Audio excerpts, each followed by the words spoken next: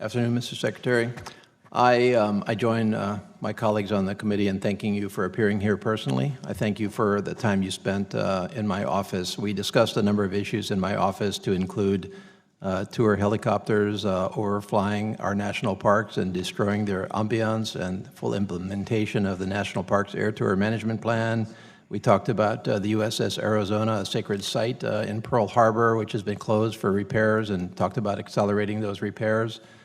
We talked about the Japanese-American confinement site program in general, and Honouliuli, a confinement site, national memorial now, monument, I should say, in Hawaii that needs advancing. We talked about endangered species funding and disproportionate funding that does not fully recognize Hawaii's status as the endangered species capital of the world. So we appreciate all of those. I do want to follow up on one issue we discussed, which my colleague from Guam, Mr. San Nicolas, talked about, which is the Compact of Free Association and Compact Impact Aid.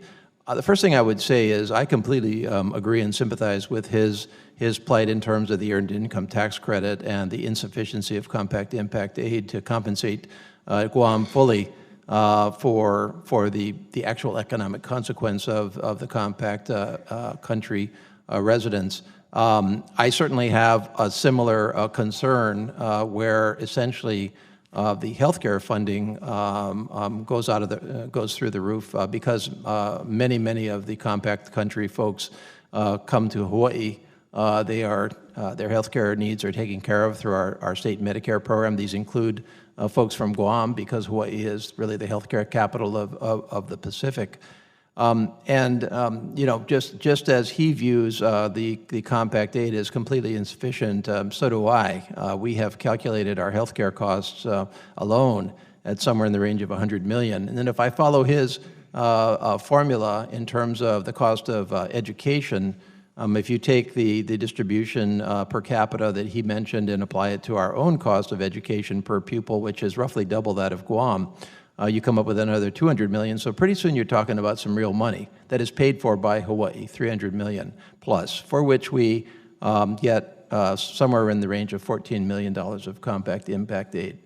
Now, we welcome the folks from the Compact countries coming to Hawaii. They've been an incredible contribution to our community, to our ohana, as we say, to our economy, and we look forward to that continuing. But we cannot absorb that level of economic consequence and continue to support the Compact overall. The Compact is a very, very strong initiative by our country, fulfilling historical trust obligations from the trust territories, and increasingly, as you and I discussed, it is a critical part of our overall national defense strategy, because certainly many other countries would like to basically get more involved with those countries, primarily China.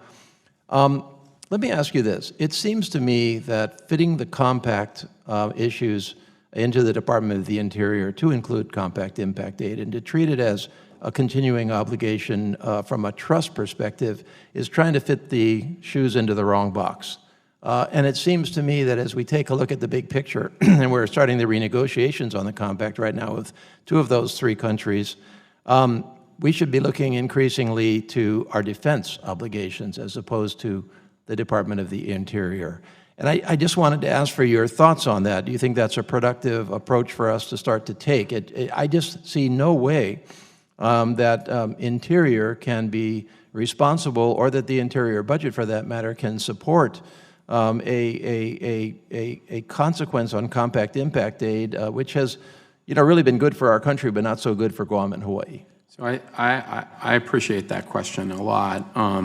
I don't have the authority to say where it should be in a budget, but I will tell you this, that those areas mean a lot to our country in a variety of ways, including our national security interests. And I do think that we are paying more and more attention than maybe was paid to those issues historically because of that. I mean, certainly we paid a lot of attention after World War II, but I think there may have been some variation of the intensity, and I think we have a better perspective. So I think it merits thinking about this outside of the box. compared to a small office within the Department of the Interior. Thank you very much, Mr. Secretary. I just think that as we go into this next round of negotiations and the related discussions on compact impact aid, Guam and Hawaii simply cannot afford to continue down the status quo.